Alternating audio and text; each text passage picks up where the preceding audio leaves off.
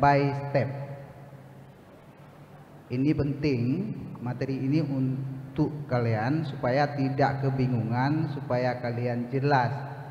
Sejelas mungkin, sedapatnya saya berusaha untuk memperjelas ini supaya tidak ada kebingungan kalian, karena nanti kalian di lapangan. Ketika kalian di lapangan, yang kalian persiapkan itu kaitan dengan pelaporan. Sia-sia kalian bekerja, sia-sia kalian mengabdi kalau seandainya sampai di sana selesai pengabdian, selesailah sudah, tapi laporannya tak ada. Seandainya laporan tidak memenuhi kriteria, supervisornya tidak puas, ya nilai ya sebesar itu. Jadi kasihan. Ya, karena ini kan termasuk salah satu dari mata kuliah. Kalau tarbiyah itu dari PPKPM, kalau ini data kuliah kita mata kuliah KPM namanya. KPM jumlah SKS-nya ada 4 SKS. Kemudian sistem untuk pengabdian itu karena ini reguler untuk semester genap 2022-2023, maka sistemnya juga kalian berada di lapangan langsung, kemudian pelaporannya juga hasil dari lapangan. Untuk pelaporan KPM yang sekarang itu masih kita kolaborasikan dengan yang KPM DRI, mungkin bisa dianggap sebagai pencetus untuk metode classroom untuk mempermudah untuk penilaian, baik dari sisi mahasiswanya, ada saya lupa, ada pluk-pluk ada kotak-kotak yang bisa diisi.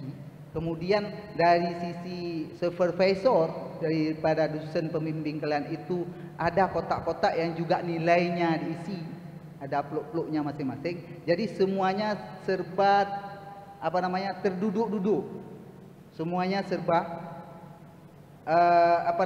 terduduk-duduk, dipedu-pedu masing-masing lah pokoknya, masing-masing. Jadi bisa dinilai langsung dari sisi supervisornya, termasuk dari sisi stakeholder, sisi kepala desa. Jadi kepala desa itu dia ada lembaran yang untuk kalian yang upload, karena kan tidak semua kepala desa itu melek teknologi istilahnya. Ada beberapa kepala desa yang tidak sepinter itu atau bukan zamannya lagi. Nggak mungkin jadi kecil kalau seandainya nggak pinter, saya rela. Tapi maksudnya untuk sisi IT. Jadi ini dibebankan ke kalian untuk mengupload hasil yang sudah diteken, distempel oleh Pak Gesi. Karena posisi beliau adalah sebagai pengguna jasa kalian. Di situ kan ada simbiosis mutualisme istilah biologinya. Jadi ada hubungan saling menguntungkan sebenarnya.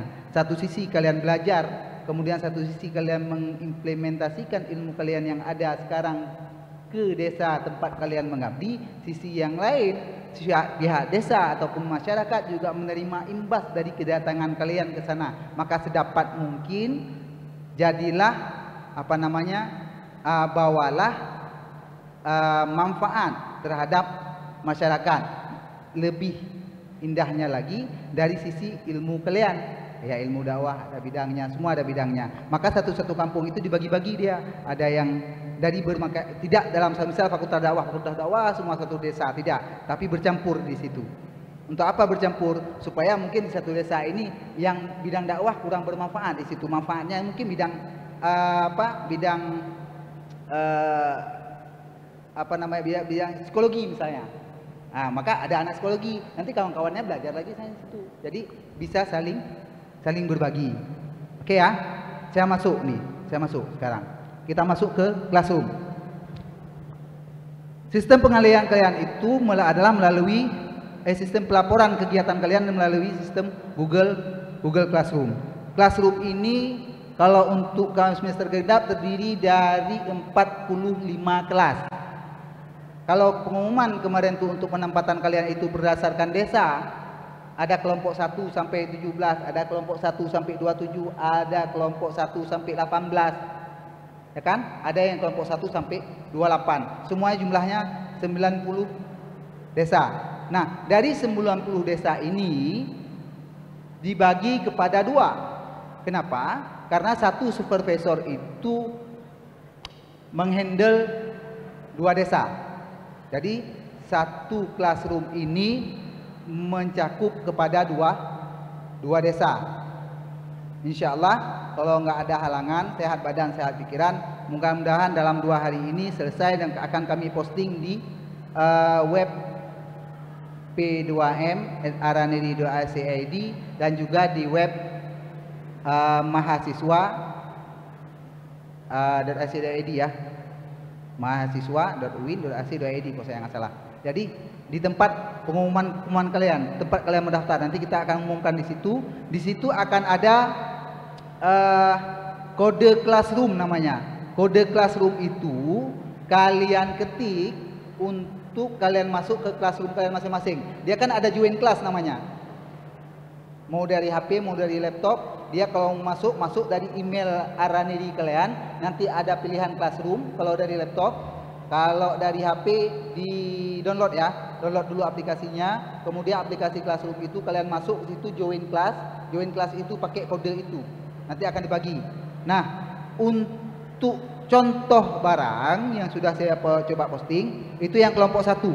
Kelompok 1 itu ada supervisornya, di situ ada Pak Dr. Analiansyah. Untuk kelompok 1 itu menghandle untuk 2 desa. Desa yang pertama desa Kota Meredu, kemudian desa Menasah Balik, Kecamatan Meredu. Nanti seterusnya ada 45 kelas semuanya, tapi ini yang kita kasih nampak yang satu aja untuk contoh barang. Nah, ketika kalian sudah berhasil masuk ke classroom ini, maka yang pertama sekali yang harus kalian buka adalah di menu materi. Dejol menu materi baju. Tugas kelas. Oke. Nah, di situ ada materi KPM reguler. Diklik aja. Ya, klik aja. Langsung buka. Oke. Ke bawah. Nah, di sini ada pengantar dari Pak Kepala. Kemudian ada tulisan yang di bold untuk jadi bahan perhatian.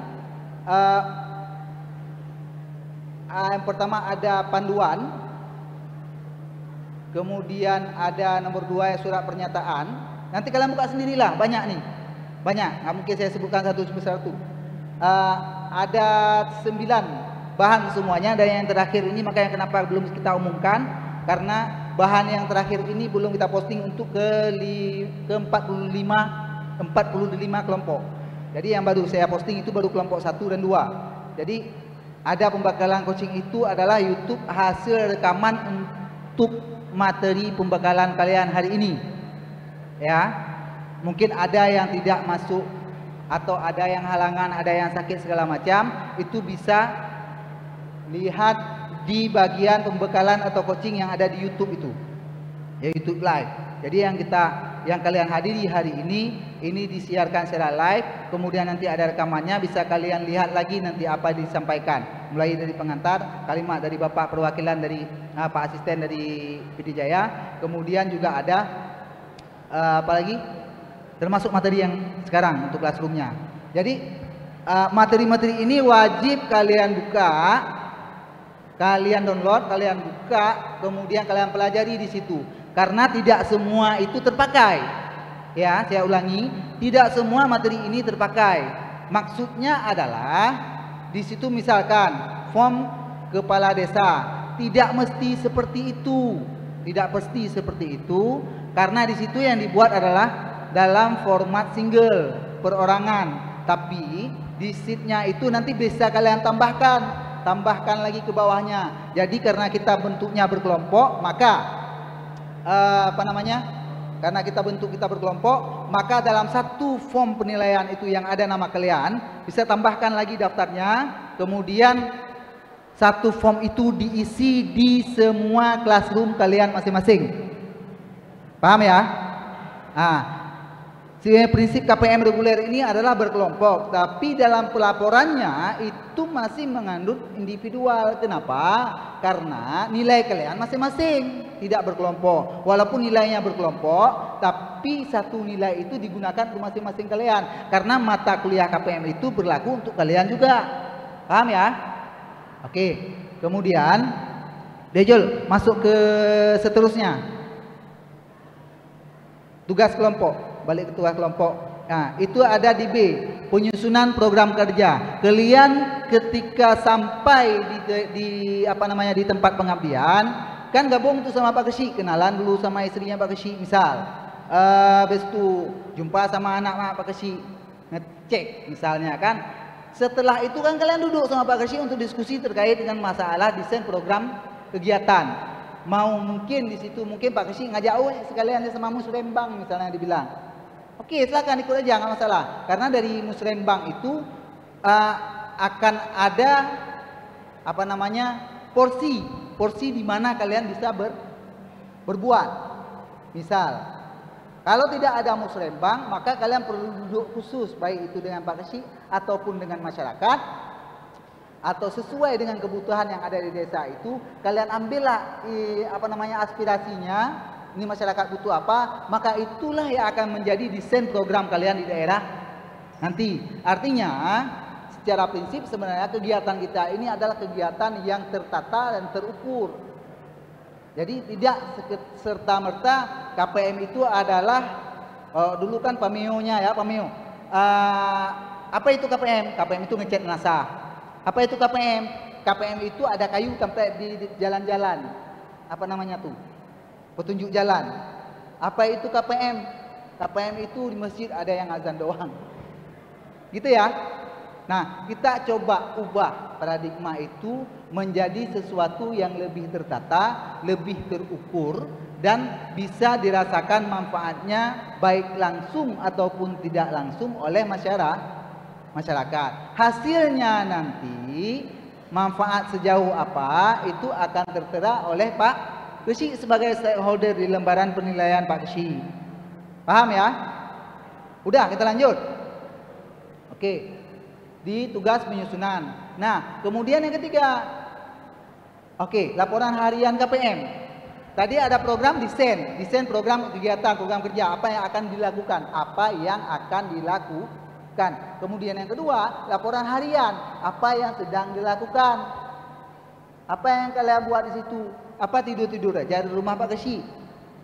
Apa tidur-tidur aja di Menasah? Kan tidak, kalian bekerja, kalian mengabdi. Nah, apa yang kalian kerjakan, apa yang kalian abdikan di desa itu, kalian abadikan. Saya ulang, apa yang kalian kerjakan, apa yang kalian abdikan, kalian abadikan. Terus, kalian upload di laporan harian kalian. Jadi, jumlah hari KPM itu ada 40 hari. 40 hari dimulai dari pengantaran sampai dengan penjemputan. Hari pengantaran itu kan ada apa namanya? Karena ini mobil kan, upload tuh foto. Buat dalam satu drive, itu jangan lupa. Buat dalam apa namanya? Foto-foto atau dokumentasi atau apalah yang jadi bahan laporan kalian itu kalian abadikan dalam drive, upload dalam drive, kemudian link drive itu kalian copy, terus kalian upload di dalam form yang sudah kita sediakan. Paham? Nah, ada apa namanya di bawah itu? Scroll ke bawah sedikit. Nah, itu ada laporan pelaksanaan pengabdian. Nanti dari laporan per hari kalian itu tidak dibuat satu lembar satu hari, tidak. Tapi ke-40 harinya itu ada dalam tabel. Misalnya tanggal berapa? Mulai tanggal 9 misalnya, tanggal 9 pengantaran mahasiswa ke KPM. Ke PD Jaya, kemudian ada link drive foto-foto kalian. Link drive itu kuncinya adalah wajib dapat dibuka. Saya ulangi, link drive itu wajib dapat dibuka. Jangan dalam bentuk restricted. Akan tetapi ada pilihan nanti. Kalian ngebayangin, tapi nanti ketika kalian sudah masuk ke drive, kalian akan ada itu, ada pilihan. Anyone can read atau anyone can open it. Ada atau apa namanya tuh di bawah. Jangan dalam bentuk restricted, jangan dalam bentuk dibatasi, tapi semua yang memiliki link ini dapat membuka. Itu bahasa Indonesianya. Tinggal pilih itu supaya linkmu itu bisa dibuka oleh server supervisor. Nah, orientasinya ke sana. Orientasinya ke sana. Jadi supervisor akan mengklik tabel kalian itu satu persatu untuk memeriksa kegiatan kalian yang ada di sana. Karena nanti takutnya ada yang misalkan di hari pertama sampai hari ke-40 fotonya sama semua. Fotonya sama semua. Atau 15 hari yang pertama 15 sama semua.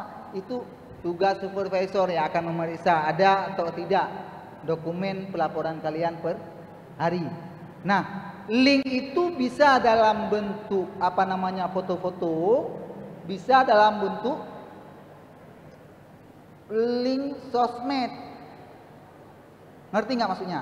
Ketika supervisor itu mengklik link yang kalian isi di dalam tabel Excel, maka yang keluar di situ boleh jadi keluarnya link YouTube, boleh jadi keluarnya link Instagram, boleh jadi keluarnya dokumen atau apa yang lain. Yang jelas supervisor bisa melihat linknya, terserah, tapi supervisor bisa melihat ketika dia klik keluar, oh ini loh kegiatan orang ini. Intinya itu sebenarnya.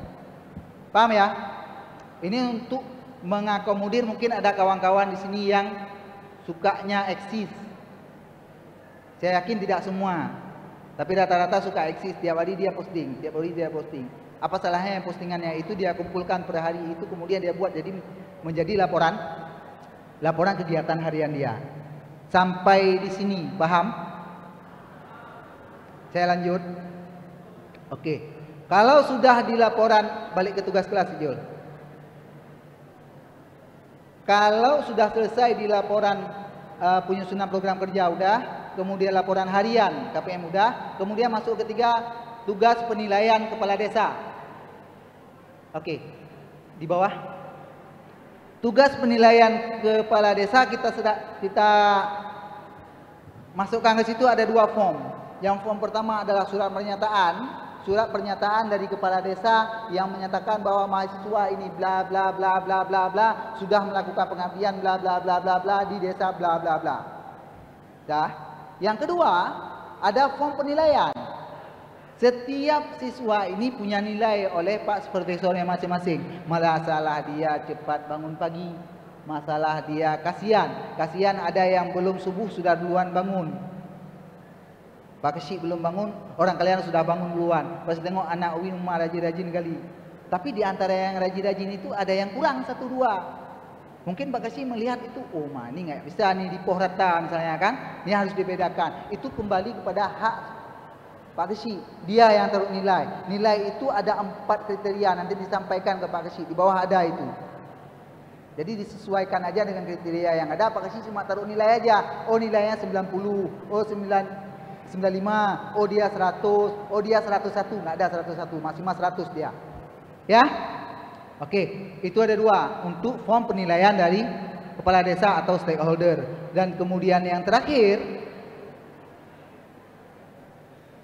oke, tugas laporan akhir KPM. Nah, laporan akhir KPM ini ada 2. Laporan akhir KPM ini ada 2. Bukan 2 laporan tapi ya. Satu laporan itu ada 2 jenis. Jenis yang pertama adalah jenis online, jenis yang kedua adalah jenis offline. Laporan KPM itu ada formatnya, template-nya sudah kita buat. Ada perubahan daripada yang dulu, bahwa sekarang semua laporan kegiatan KPM mahasiswa itu berorientasi kepada artikel jurnal. Berkampung, tidak individual. Ngerti? Tidak individual. Jangan bayangkan saya bekerja sendiri, tidak seperti itu. Kalian setiap desa itu satu tim. Setiap desa satu tim. Jadi mulai dari perencanaan kalian itu ada nama desa segala macam, kemudian anggotanya siapa-siapa aja, ketua kelompok siapa yang bertanggung jawab. Kemudian baru nanti di bawahnya ada laporan-laporan kegiatannya. Nah, di laporan akhir KPM itu formatnya ada di panduan, sudah kita perbaiki. Formatnya ada di panduan, dibaca dengan baik, dibaca dengan cermat. Tapi takutnya nanti ada yang kurang cermat, maka disiapkan template. Ada template untuk laporan akhir. di bagian bawah Jul.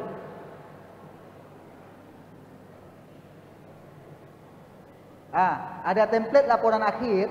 Template laporan akhir itu semacam outline yang berorientasi kepada artikel jurnal yang nanti bisa disubmit, terutama di jurnal JRPM namanya. Dan itu ada presentasi dari Pak Anton, kami lampirkan juga di situ. Kita lampirkan di situ supaya kalian bisa tahu, oh ke sini, oh ke sini. Tujuannya apa? Ketika kalian tamat nanti tidak sama dengan kami-kami yang tamat dulu. Kami yang melaksanakan KPM dulunya itu siap KPM, serahkan laporan, selesai. Laporan kita kemana? Laporan itu masuk ke tong sampah atau diarsipkan, setelah itu dimakan sama rakyat. Tidak berdaya guna. Akan tetapi sekarang kita rubah menjadi artikel jurnal. Artikel jurnal itu online. Namamu ada di situ. Namamu ada di artikel. Selama orang membaca itu, maka itu menjadi grade tersendiri untukmu. Nanti pelajari lagi sejauh mana masalah artikel jurnal, biar kalian tahu manfaatnya apa. Nah, ujungnya nanti adalah ketika kalian buat kurikulum vitae, riwayat hidup, di bagian pengalaman kerja kalian itu ada pengalaman. Ada pengalaman organisasi atau pengalaman tulisanmu apa. Nah, tulisanmu itu disitulah dia. Kalian isi linknya, masuk ke situ. Karena kita nggak akan tahu kita akan jadi apa kita besok. Adakah di antara kita yang penulis? Adakah di antara kita yang memang nasibnya itu ada di tulisan? Ada yang jadi dosen segala macam. Itu penting. Maka kami anggap ini salah satu upaya untuk memberdayakan laporan akhir KPM kalian itu menjadi sesuatu yang boleh jadi tulisannya itu adalah sesuatu yang sangat bermanfaat bagi masyarakat setempat maupun masyarakat yang lain. Kalau menjadi, nah ada pengalaman di satu desa, kemudian bisa dimanfaatkan oleh desa yang lain atau bahkan masyarakat desa itu sendiri. Oh ini loh hasil KPM orang ini, bisa dibuka sama anak-anak mudanya, bisa dibuka sama orang tuanya. Kemudian di situ menjadi sesuatu yang berharga. Mungkin tidak bagi kita, tapi juga bagi masyarakat lainnya belum tentu tidak bermanfaat. Saya yakin akan ada manfaat untuk masa depannya. Jadi itu. Nah, untuk kata sikit ada yang lupa. Di bagian pelaporan itu, setiap bagian-bagian itu ada petunjuknya. Kalau di materi itu ada pengantar, maka di bagian tugas itu ada petunjuknya. Petunjuk kerja kalian. Cuma ini saya jelaskan secara lisan, nanti kalian pahami lagi di sana. Ya, kemudian yang paling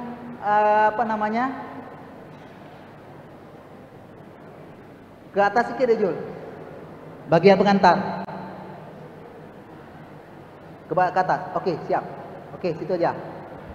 Ini yang pertama kita buat di sini adalah laporan akhir KPM dalam bentuk narasi berupa artikel pengabdian yang merupakan tugas kelompok. Dan setiap mahasiswa wajib menguploadnya masing-masing. Satu kelompok dalam satu desa buat satu laporan, kemudian satu laporan itu diupload di masing-masing classroomnya. Paham ya?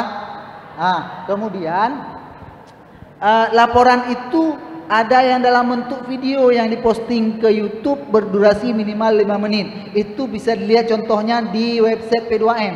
Jadi yang kalian buat tadi itu bisa jadi dalam bentuk foto, bisa jadi dalam bentuk video. Itu kalian upload di YouTube. Link YouTube itu yang kalian masukkan. Paham? Paham nggak maksudnya? Kenapa harus ada link YouTube? Kenapa harus ada link YouTube? Link YouTube itu menjadi salah satu alternatif untuk mendokumentasikan kegiatan pengabdian mahasiswa dan menunjukkan eksistensi pengabdian masyarakat itu sendiri. Di situ letak pentingnya. Ya, ada hal-hal prinsip yang kadang-kadang kita merasa itu menjadi berat. Tapi saya yakin di kalian dan yang sudah belum ada yang merasa itu adalah satu yang berat, belum sampai ke kami. Mungkin ada beberapa yang nggak paham masalah YouTube, tapi yang nggak paham masalah YouTube itu bisa belajar ke kawan-kawannya masing-masing. Generasi kita sudah berbeda, generasi kita sudah berubah, generasi kalian sudah mulai aktif sekarang. Jadi link YouTube itu menjadi sesuatu yang wajib bagi pelaksanaan pengabdian mulai dari tahun 2020 sampai dengan sekarang masih berlaku itu. Oke, paham ya? Nah, selepas kalian membuat itu, laporan akhir KPM itu dibuat dalam bentuk seperti saya sampaikan tadi, kemudian kalian upload setelah diteken, setelah distempel dan segala sesuatu yang dibutuhkan sesuai dengan peruntukannya. Kemudian setelah itu kalian scan, kemudian kalian upload lagi di Classroom. Jadi laporan akhir KPM yang kalian upload itu setelah pengabdian, setelah setelah laporan pengabdian itu jadi. Ada tanda tangan supervisor segala macam. Ya, untuk teknis selanjutnya mungkin bisa dibicarakan ketika saat monitoring. Ketika ada monitoring supervisor, nanti ada kunjungan ke supervisi. Nanti kalian bisa musyawarahkan dengan supervisornya. Jadi setiap kesulitan terkait dengan teknis. Karena yang paling penting sebenarnya adalah nilai pelaporan KPM itu harus bisa dilihat, ditelaah dan dinilai oleh supervisor kalian masing-masing. Jadi bukan posisi kami di sini kalian laksanakan KPM kemudian kami yang kasih nilai, tidak. Akan tetapi yang memberikan nilai kalian itu adalah dosen kalian masing-masing. Kalau di kampus itu ada dosen pengampu mata kuliah, kalau KPM itu namanya dosen supervisor. Itu yang pengampu mata kuliah KPM kalian. Jadi segala sesuatu yang berkait dengan masalah nilai kalian itu ada di supervisor. Sekian persen ada yang paling banyak di supervisor, kemudian di stakeholder selaku penerima manfaat kedatangan kalian ke sana, dan yang terakhir hadir tak hadir kalian hari ini ada bahagian terkecil daripada persentase nilai kalian itu sendiri. Oke ya, jadi ada tiga item. Jadi 3 item itu mulai dari nilai dari supervisor sekian persen, saya nggak sampaikan lagi tapi ada di pedoman. Kemudian ada stakeholder dan ada nilai untuk lembaga, nilai dari lembaga. Apa itu nilai lembaga? Nanti akan disampaikan khusus di bagian akhlak nanti. Dah, kemudian setelah kalian upload semuanya, bahan tadi kan masih ada di kalian nih ceritanya. Bahan yang tadi masih ada di kalian. Bahan laporan akhir KPM yang sudah distempel segala macam. Laporan itu wajib kalian serahkan ke kantor P2M. Laporan yang sudah diupload lengkap itu wajib diserahkan ke P2M. Kenapa?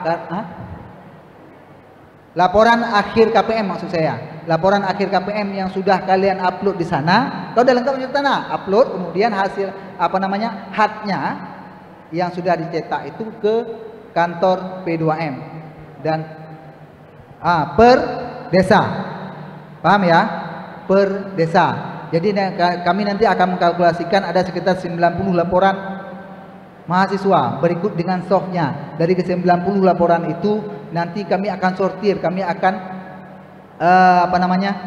akan kita verifikasi ya. Kita periksa lagi untuk menguji kelayakannya untuk bisa ditampilkan di jurnal riset dan pengabdian masyarakat. Jadi nanti ada beberapa yang bermanfaat, yang bermutu, yang terbagus itu akan kita upload di sana. Nanti akan kita submit. Atau kalau mau submit sendiri, boleh, silakan. Ada linknya nanti di salah satu materi, di materi presentasi. Jadi satu laporan, satu desa, satu laporan. Nanti 2 laporan diperiksa oleh 1 supervisor. Paham? Nah, jadi sampai di sini yang kaitan dengan masalah pelaporan akhir KPM. Ada yang terutama?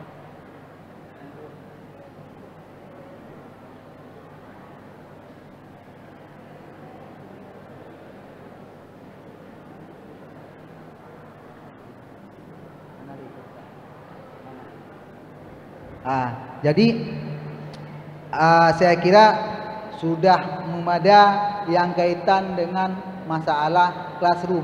Saya ngomong panjang lebar sama aja, kalian nggak paham juga nanti. Capek ya kita ngomong, nggak paham. Kenapa? Karena di HP kalian sekarang itu belum ada classroomnya. Kalian nggak tahu kelompoknya kecuali yang pernah ikut.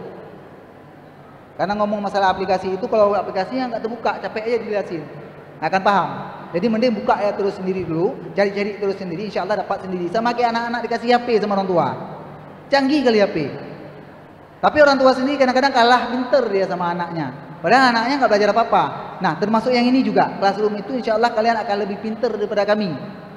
Ketika kalian sudah buka, kalian bisa masuk. Cuman yang penting diingat adalah tunggu pengumuman untuk kode classroom kalian masing-masing. Karena itu masih belum kelar, masih belum selesai kami buat untuk presentasi yang terakhirnya ini.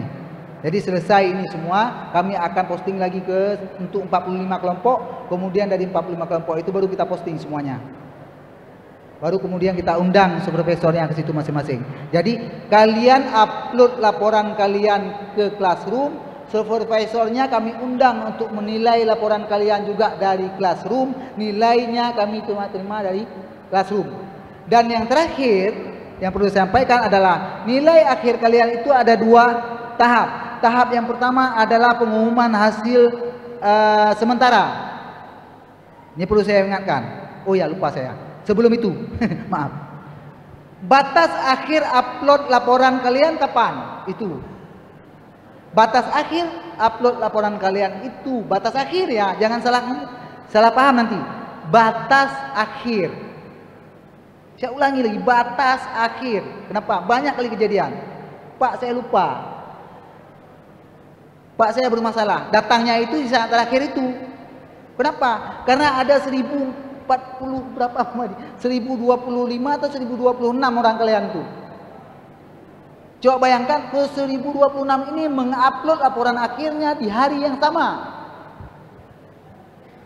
Kapan itu? Di tanggal 3 April. Kira-kira jaringannya itu nangis nggak? Ya. Nah, setelah itu yang akan ngumang siapa? Yang pertama kalian, yang kedua kami. Kenapa? Karena ketika kalian sudah ngumang, kalian datang ke kami. Pak, dibuka lagi dah. Nya mungkin dalam yang ku temle. Kalian ku ingat, Pak. Ya. Jangan lagi. Jadi ini semoga, saya berdoa semoga apa yang saya sampaikan sekarang ini menjadi sesuatu yang ada di memori kalian sehingga kalian itu bisa memahami bahwa ini untuk kepentingan kita bersama. Kalian tidak kelabakan ketika mengupload, artinya kalian upload jangan di hari terakhir, dan kami juga tidak kelabakan, dan juga supervisornya juga tidak kelabakan. Jadi semua berjalan pada role-nya masing-masing. Upload untuk desain rencana pengabdian itu bisa dimulai setelah kalian ikut musrembang atau setelah kalian rapat dengan Pak Kesi, kalian baru sampai. Itu kan ada penyusunan tugas desain rencana program. Rencana program bisa di-upload terus. Kemudian ada laporan harian. Laporan harian setelah berakhir nanti di tanggal 20 Maret, tanggal 21, tanggal 22 itu kan sudah bisa di-upload terus laporan harian kalian. Penilaian Pak Kesi. Penilaian Pak Kesi itu kadang-kadang belum hari ke-40 udah diteken duluan sama Pak Kesi. Upload aja terus. Oke? Nah, terkait laporan akhir itu tidak kalian harus selesaikan di tanggal 20 Maret, akan tetapi batas akhir upload untuk laporan akhir KPM reguler ini tanggal 3 April 2023. Tanggal 3 April 2023 dan tidak menerima perpanjangan lagi. Tidak. Kenapa? Kami masih diburu dengan KPM lainnya. Jangan ini berlarut-larut. Cukup sudah yang sudah-sudah kami kelabakan. Jangan lagi sekarang. Jadi biarlah ada kawan-kawan kalian yang belum sempat ikut ini punya kesempatan untuk pembukaan KPM lainnya. Kita berusaha supaya semua mahasiswa yang ada mata kuliah KPM itu selesai sesuai waktunya, tapi jangan berlarut-larut. Paham ya? Paham? Tanggal 3 April terakhirnya. Tapi jangan diupload di tanggal 3 April. Tanggal 3 April itu batas akhir upload laporan akhir KPM. Bukan upload dari tugas penyusunan rencana kerja. Bukan. Paham? Oke, saya kira kamu dah. Saya kira sampai di sini dulu.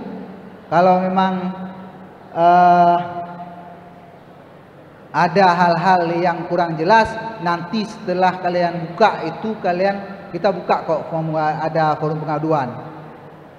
Forum pengaduannya itu di mana? Ada di halaman utama, di halaman materi. Dek Jul, kita balik ke materi sebentar di bagian atas sekali. Di samping tugas kelompok.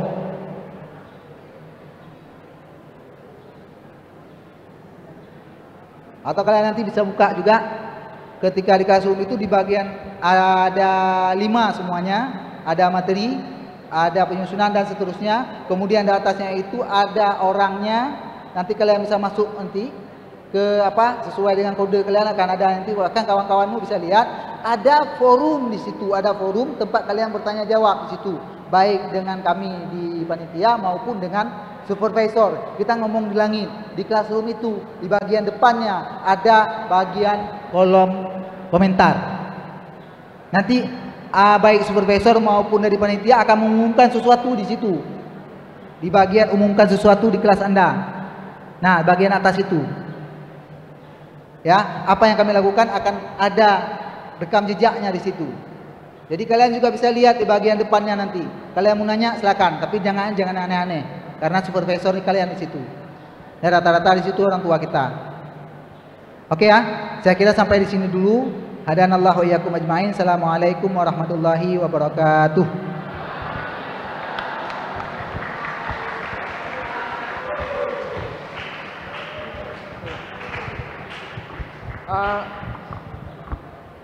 Mantap semangat.